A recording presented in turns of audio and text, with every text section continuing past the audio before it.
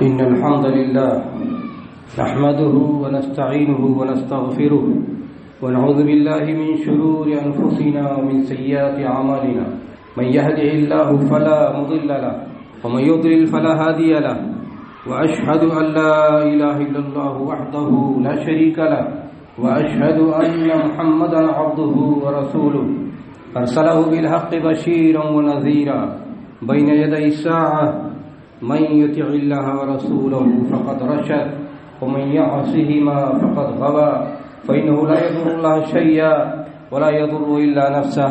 أما بعد فإن خير الحديث كتاب الله وخير الهدى هدى محمد صلى الله عليه وسلم وشر الأمور محدثاتها وكل محدثة بدعة وكل بدعة ضلالة وكل ضلالة في النار. فأعوذ بالله من الشيطان الرجيم. إن الذين يحبون أن تشيع الفاحشة في الذين آمنوا لهم عذاب عليم في الدنيا والآخرة والله يعلم وأنتم لا تعلمون. حضرات، اسلام کی تعلیمات میں ایک بنیادی تعلیم یہ ہے، ایک کنسیپٹ ہے کہ طہارت کا، صفائی کا. طہارت و صفائی پوری دنیا، پورا یونیورس، پورا سماج، پورا معاشرہ سب کو صاف ستھرا رہنا چاہیے. اس کی تعلیم دی گئی ہے، صفائی کی تعلیم دی گئی ہے. سب سے پہلے ایمان کی بات آئی. ایمان سب سے صاف ستھرا پاکیزہ تعلیم ہے اللہ تعالیٰ کی طرف سے. اس کے مقابلے میں شرک کو پولوشن، گندگی قرار دیا گیا، ظلم قرار دیا گیا، رجس قرار دیا گیا. تعلیم دی گئی صفائی کے تو ابتدا کی گئی کہ آپ شروع کیجئے ایمان سے. ایمان کو سب سے بڑی صفائی قرار دیا گیا ہے. اس کے بعد نماز کی بات آتی ہے. نماز پڑھنا ہے تو عقیدہ صاف ستھرا ہونا چاہیے، کپڑا صاف ستھرا ہونا چاہیے، پانی پاکیزہ پاک ہونا چاہیے، جگہ صاف ہونی چاہیے، تب جا کر آپ نماز پڑھ سکتے ہیں. صفائی کے بارے میں بتایا الطہور شطر الایمان، صاف ستھرا رہنا یہ آدھا ایمان ہے. پورا کنسپٹ موجود ہے، تعلیم موجود ہے کہ ہر مسلمان کو اس کا ذہن صاف ہونا چاہیے، اس کا عقیدہ صاف ہونا چاہیے، اس کا عمل صاف ہونا چاہیے، اس کی جگہ صاف ہونی چاہیے، اس کا گھر صاف ہونا چاہیے، اس کی زبان صاف ہونی چاہیے، اس کا اخلاق صاف ہونا چاہیے، اس کی نماز صاف ستھری ہونی چاہیے، سماج معاشرہ صاف ستھرا ہونا چاہیے، فرد صاف ستھرا ہونا چاہیے. اسلام کی تعلیم ہے صفائی و ستھرائی. کسی طرح کی یہاں کوئی گندگی نہیں ہونی چاہیے.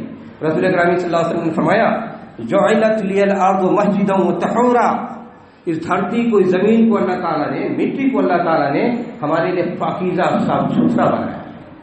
اور پانی کے بارے میں بیان فرمایا کہ اللہ تعالیٰ نے آسمان سے مان طہورا، صاف ستھرا پانی اللہ تعالیٰ نے اتارا.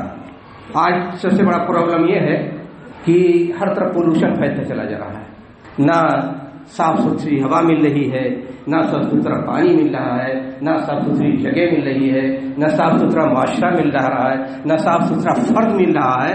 ہر طرف پولوشن ہی پولوشن، ہر طرف آلودگی آلودگی. اسلام کی بنیادی تعلیمات میں سے تعلیم یہ بھی ہے طہارت کا، صفائی کا، عفت کا، کہ ہر آدمی کو صاف ستھرا رہنا چاہیے. اور اللہ تعالیٰ نے بتایا کہ دیکھیے ہم نے زمین صاف ستھری بنائی، ہوا صاف ستھری بنائی، پانی صاف ستھرا بنایا، اور حکم دیا کہ سماج معاشرے کو صاف ستھرا رکھو.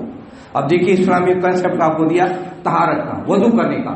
وضو آپ کرتے ہیں کہ 5 مرتبہ آپ وضو کرتے ہیں.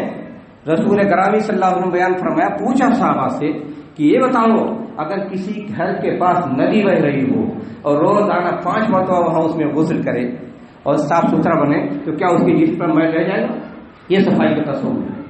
دنیا میں صفائی کی بات آج بہت آتی ہے اور دنیا میں مشن چلتا ہے صفائی کا، لیکن کنسپٹ کی حیثیت سے ایمان عقیدے کو میں صفائی داخل کر دیا جائے، پورے یونیورس کے بارے میں تصور دیا جائے صاف ستھرائی کا.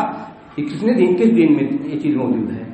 رسول اکرم صلی اللہ علیہ وسلم بیان فرمایا کہ اگر آپ پانی استعمال کریں، ندی کے پاس موجود ہو، سمندر کے پاس موجود ہو تو اس کو پولوٹر مت کریں، اس میں پیشاب مت کریں، اور استعمال کریں تو صاف ستھرے ڈھنگ سے استعمال کریں.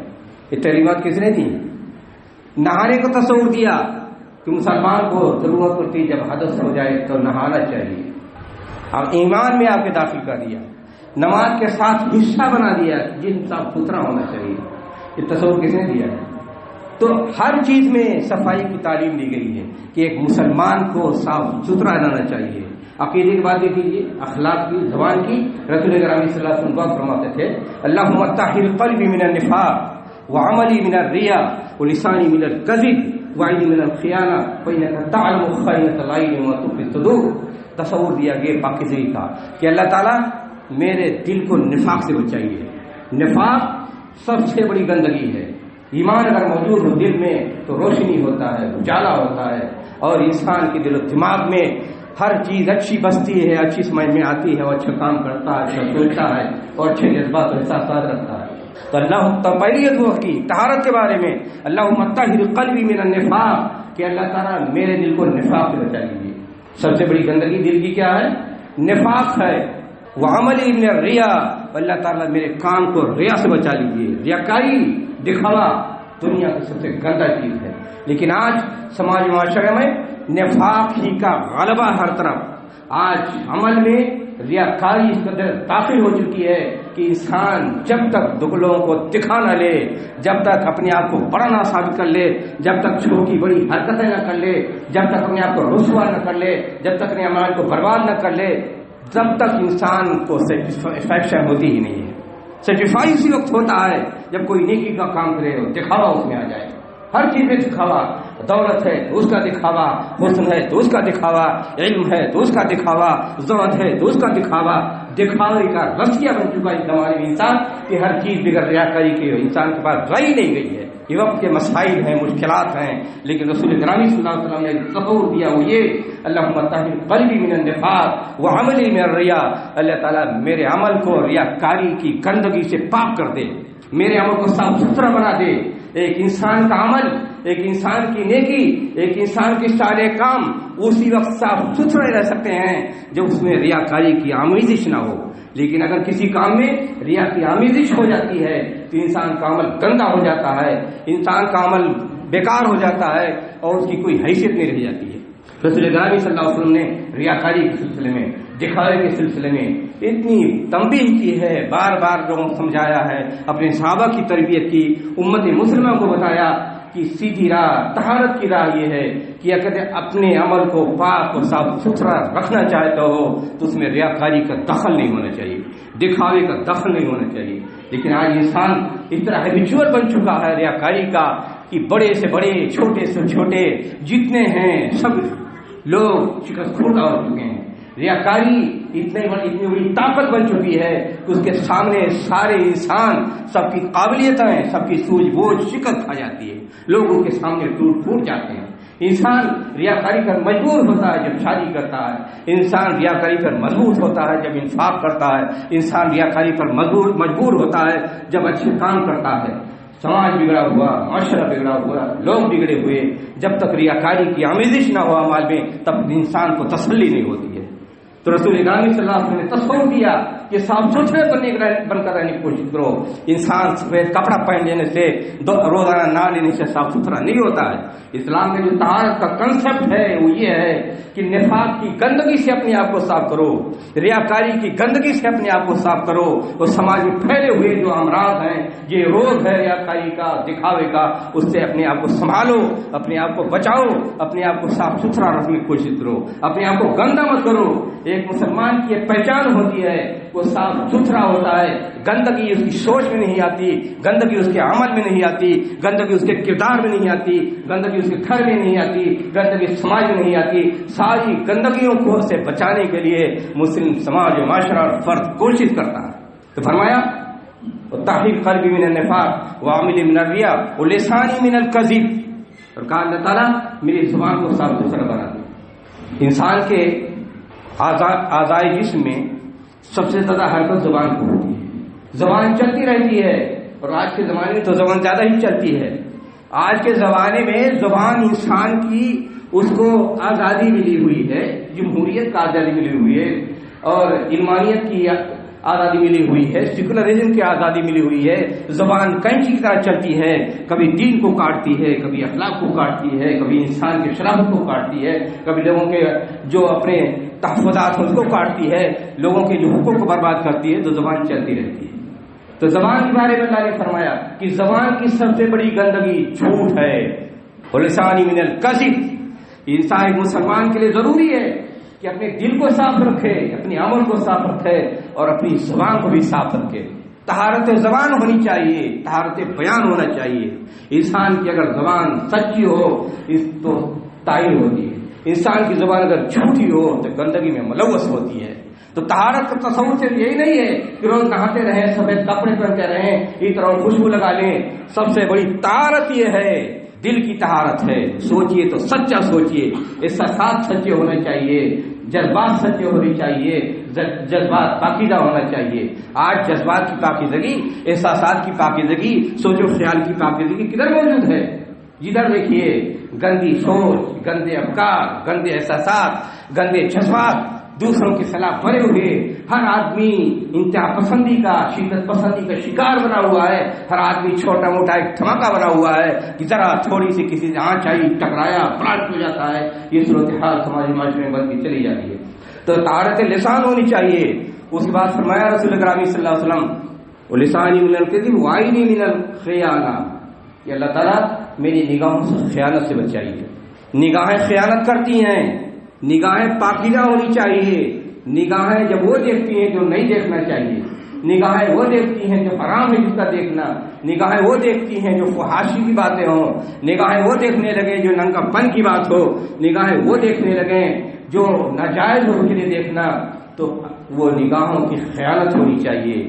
رسول اکرم صلی اللہ علیہ وسلم کی تعلیم ہے کہ نگاہوں کو بھی پاکیزہ ہونا چاہیے۔ آج کتنی نگاہیں پاکیزہ ہیں؟ رسول اکرم صلی اللہ علیہ وسلم نے حضرت علی کو کہا یا علی لک النظرۃ الاولی ولیس لک النظرۃ الثانیہ، کہ علی اگر وہ کسی ناجائز چیز کو جو نہیں دیکھنا چاہیے اس پر نگاہ اچانک پڑ جائے تو دوبارہ نگاہیں نیچی ہونی چاہیے۔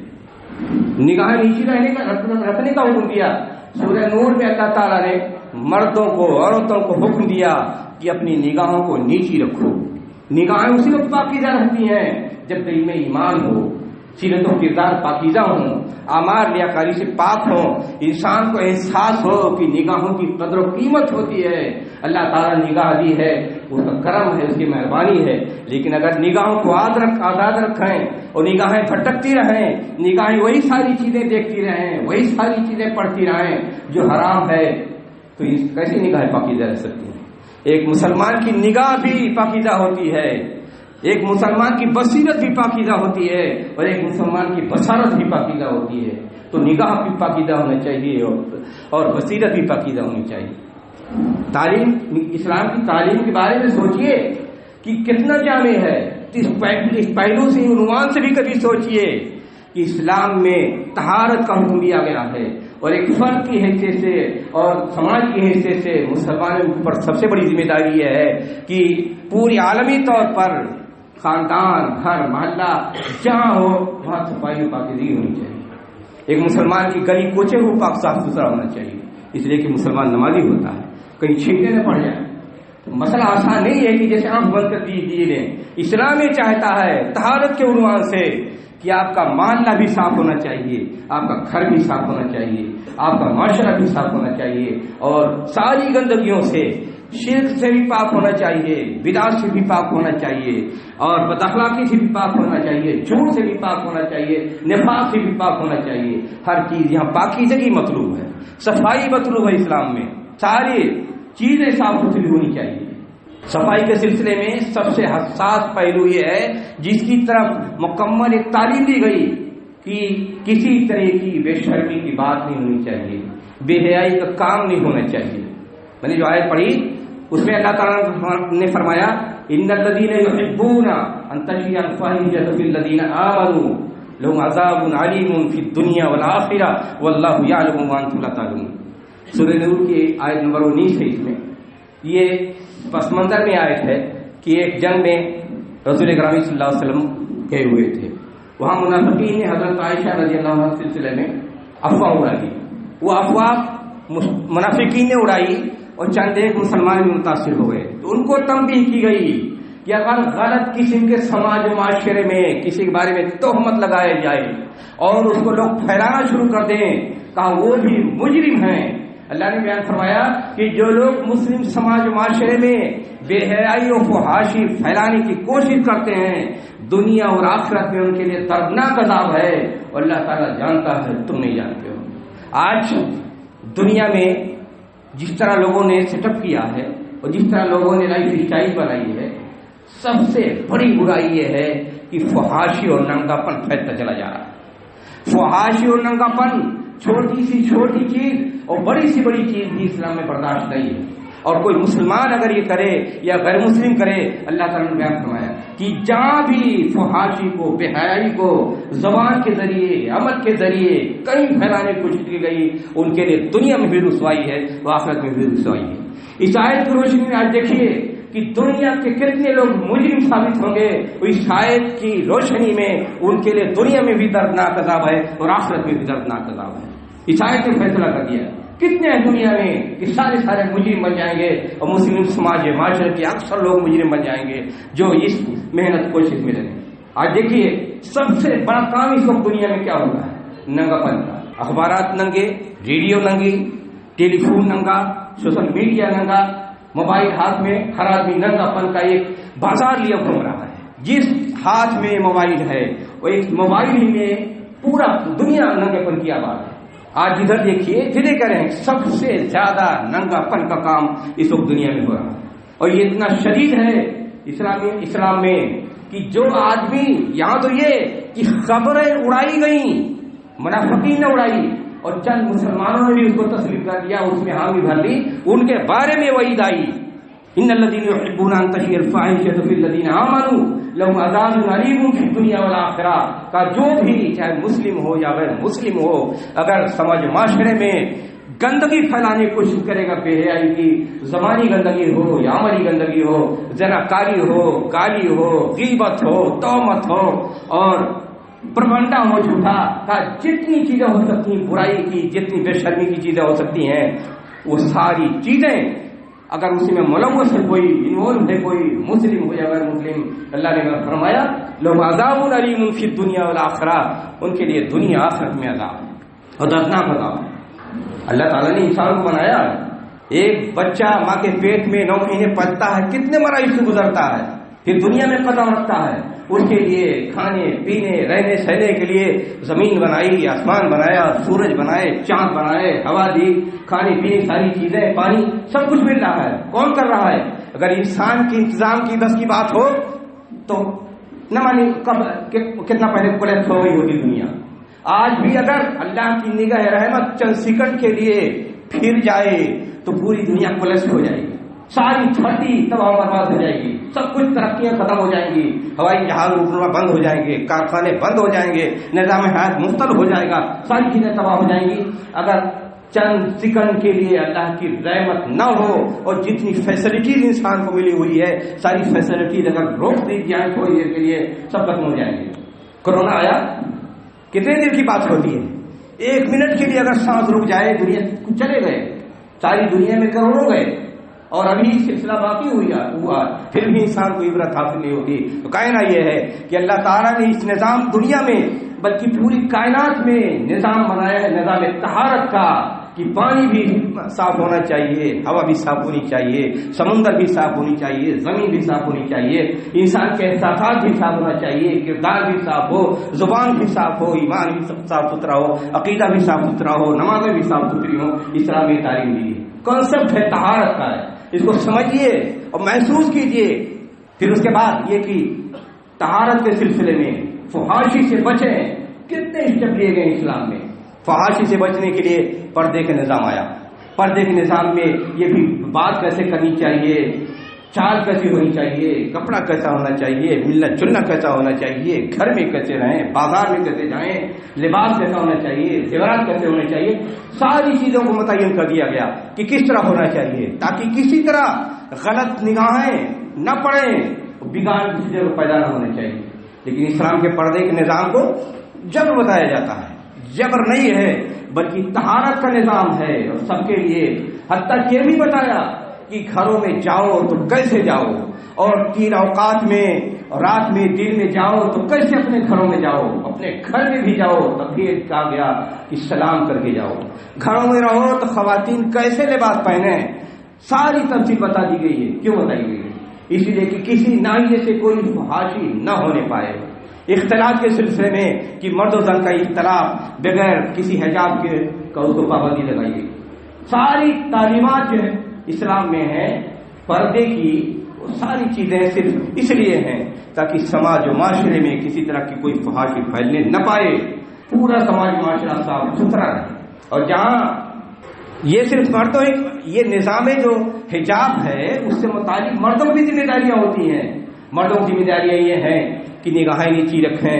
مردوں کی ذمہ داریاں یہ ہیں کہ جو ممنوع ہے وہاں دیکھیں گے نہیں. مردوں کی ذمہ داریاں یہ ہیں کہ خواتین کے ساتھ ان کے احساسات کیسے ہونا چاہیے، جذبات کیسا ہونا چاہیے، اجنبی عورت کے ساتھ کیسا ہونا چاہیے، محارم کے ساتھ کیسا ہونا چاہیے، رشتے کیسے ہونا چاہیے.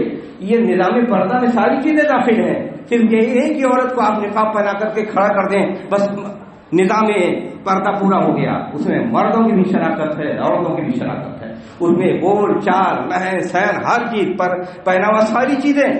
اور پھر یہ بھی پہناوے میں دیکھ لیجیے، پہناوے میں کہا کہ مرد عورت کا لباس نہیں پہنے، عورت مرد کا لباس نہیں پہنے.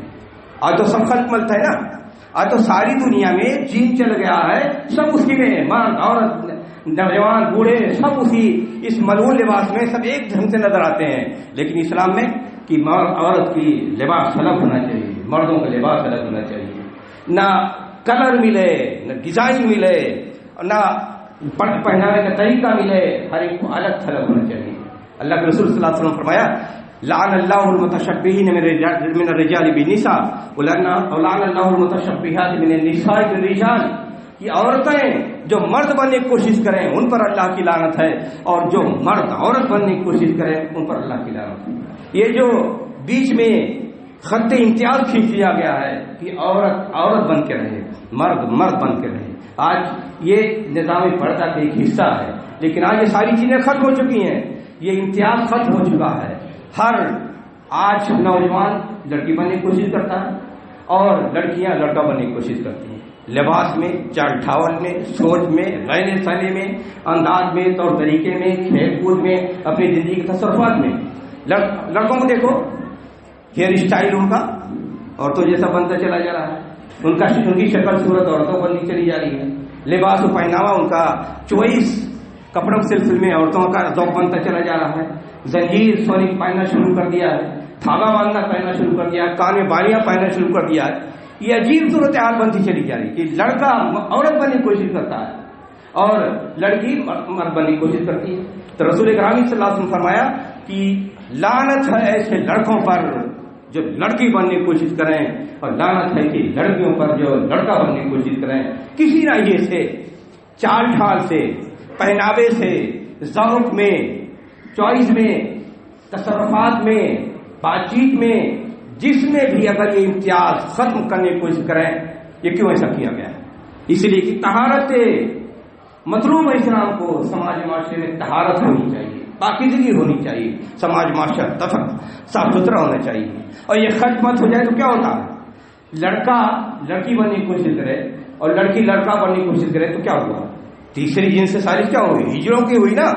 تو سماج معاشرے میں اس حالت میں غیرت ختم ہونے لگتی ہے، ہجرت پن آنے لگتا ہے، شجاعت و بہادری ختم ہو جاتی ہے. انسان کے اندر جو ایک مرد کے اندر جو رجولت ہوتی ہے، شجاعت ہوتی ہے، غیرت ہوتی ہے، بہادری ہوتی ہے، وہ اسلام کو مطلوب ہے.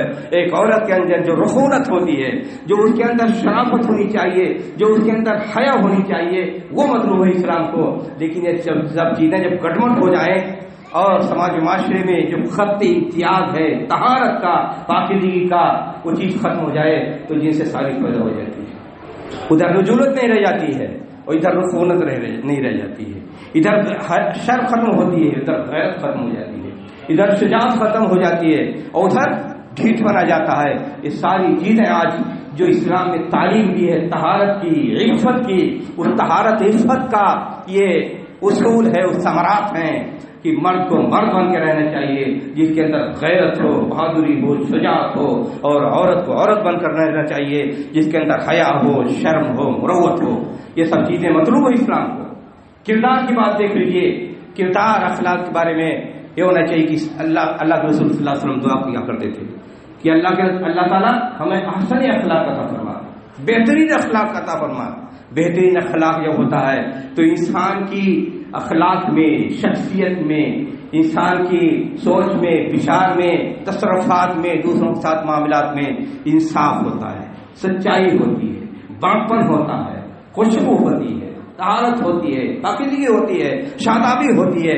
یہ ساری چیزیں انسان کے اخلاق میں پیدا ہوتی ہیں۔ آج وہ اخلاق کہاں گئے؟ نہ وہ اخلاق رہے، نہ وہ شادابی رہی، نہ حسن رہا، نہ نکھار رہی، نہ باپن رہا، ساری چیزیں ختم ہوتی چلی جا رہی ہیں۔ تو اسلام طہارت اخلاق بھی چاہتا ہے کہ آپ کا اخلاق طاہر ہونا چاہیے، اور اخلاق جب طاہر ہو تو آپ غبن نہیں کریں گے، خیانت نہیں کریں گے، دبنگائی نہیں کریں گے، ستائیں گے نہیں، ظالم نہیں بنیں گے، دوسروں کے لیے اذیت کا سامان نہیں بنیں گے، دوسرے کے اوپر اپنے آپ کو تھوپیں گے نہیں، دوسروں کی عزت نفس کا خیال رکھیں گے، دوسروں کے حقوق کا خیال رکھیں گے۔ جب طہارت اخلاق انسان کے اندر پیدا ہوتا ہے اور اخلاق کے اندر گندگی نہیں ہوتی ہے، تب انسان ایک اچھا انسان بنتا ہے۔ اور جو انسان کا اخلاق گندا ہو جاتا ہے تو وہ خائن بن جاتا ہے، دبنگ بن جاتا ہے، اذیت کا سامان بن جاتا ہے، بد اخلاق بن جاتا ہے، گالی دیتا ہے، غیبتیں کرتا ہے، چوری کرتا ہے، خیانت کرتا ہے، ستاتا ہے، ظلم کرتا ہے، دوسروں کے لیے رسوا کرتا ہے۔ یہ ساری چیزیں ہوتی ہیں۔ طہارت اخلاق ہونی چاہیے۔ تو طہارت کا اسلام نے پورا تصور دیا ہے کہ آپ جہاں بھی ہیں، انفرادی طور پر، اجتماعی طور پر، مرد ہو یا عورت کو، ہر ایک کو اسلام کی تعلیم نظافت، تعلیم طہارت، پاکیزگی کی تعلیم، عفت کی تعلیم کو اپنانا چاہیے اور اس کو اپنے گھروں میں لاگو کرنا چاہیے۔ آج فرد کی بات چھوڑیے، اب گھر کی بات کیجیے۔ گھر آج کس طرح موجود ہے؟ ایک مسلمان کے گھر میں اگر جائیں تو جاتے ہی محسوس ہوگا کہ یہاں نورانیت ہے، پاکیزگی، اطمینان ہے، سکون ہے، احترام ہے۔ یہ ساری چیزیں ایک مومن کے گھر کی پہچان ہوتی ہے اور یہ طہارت کا نتیجہ ہوتا ہے۔ آج گھر کیسے ہیں؟ آج گھروں میں جاؤ تو یا تو پھر یہ کہ دنیا بھر کی الٹی پلٹی تصویریں سجی ہوتی ہیں، گانے چل رہے ہوتے ہیں، فلمیں لگی ہوتی ہیں، ہر طرف ننگا پن کا مظاہرہ ہوتا رہتا ہے، ہر طرف ایسا محسوس ہوتا ہے جیسے یہاں دل نہیں مل رہے ہیں، ذہن نہیں مل رہے ہیں، ایک دوسرے کو کاٹ کھانے کے لیے تیار ہیں، ایک دوسرے کے لیے دعواداری کا مسئلہ ہے، ایک دوسرے کو اپنے اوپر، ایک دوسرے کو پر اپنے کو تھوپنے کے لیے تیار ہے، جبر ہے، زبردستی ہے، احترام انسانیت نہیں، ایک دوسروں کے جذبات کے احترام نہیں، یہ ساری چیزیں موجود ہیں۔ یہ گھروں کا مسئلہ ہے۔ اور پھر یہ کہ جس طرح کپڑا پہننا چاہیے، جس طرح بولی ہونی چاہیے، جس طرح چال ڈال ہونا چاہیے، ساری چیزیں نظارت۔ باپ اگر نماز پڑھ رہا ہے تو بیٹے بے نمازی گھوم رہے ہیں، باپ اگر اخلاق و کردار کا مجسمہ موجود ہے تو بیٹیاں فیشن کے طور کے لیے دیوانہ بنی ہوئی ہیں۔ یہ صورتحال موجود ہے۔ تو صورتحال اسلامی تعلیم کے تقاضے کے مطابق بدلنا چاہیے۔ گھروں میں بھی طہارت ہونی چاہیے، عفت ہونی چاہیے، نگاہوں میں بھی طہارت ہونی چاہیے، فرد بھی صفائی ستھرائی کا تصور رکھے مکمل طور پر۔ صرف صفائی ستھرائی کا تصور جو دنیا جانتی ہے، صرف نہانا کھانا یا ہائیجینک انداز میں رہنا، صرف وہی طہارت نہیں ہے۔ اسلام نے جو طہارت کا تصور دیا ہے وہ یہ طہارت ہے کہ آدمی ایک طاہر انسان سے، مسلمان سے اگر ملے تو خوش ہو جائے اور اسے اتنا متاثر ہو کہ اس کی زندگی ہی بدل جائے۔ اس طرح ایک مسلمان کو طاہر ہونا چاہیے، صاف ستھرا ہونا چاہیے۔ اللہ تعالیٰ ہمیں توفیق عطا فرمائے کہ ہم صحیح معنوں میں طاہر، پاکیزہ، صاف ستھرے مسلمان بنیں۔ ہمارا گھر بھی طاہر ہو جائے، ہماری گلیاں بھی طاہر ہو جائیں، ہمارا سماج بھی طاہر ہو جائے، ہمارے دل میں بھی طہارت آ جائے، ہماری نگاہوں میں بھی طہارت آ جائے، ہماری سوچ خیال میں بھی طہارت آ جائے۔ الہ العالمین ہمیں بہترین مسلمان، پاک و صاف ستھرا مسلمان بنا دے، ہماری زبان کو صاف ستھرا بنا دے۔ الہ العالمین دنیا میں جہاں بھی مسلمان جی رہے ہیں، جو بھی آفت ہو، مصیبت ہو، پریشانی ہو، اللہ تعالیٰ ساری مصیبتوں کو دور فرما دے۔ جب تک ہمیں دنیا میں زندہ رکھے، عزت کے ساتھ زندہ رکھے، اسلام کے ساتھ زندہ رکھے۔ جب ہمارا خاتمہ ہو تو اسلام پر خاتمہ ہو۔ وآخر دعوانا الحمدللہ رب العالمین۔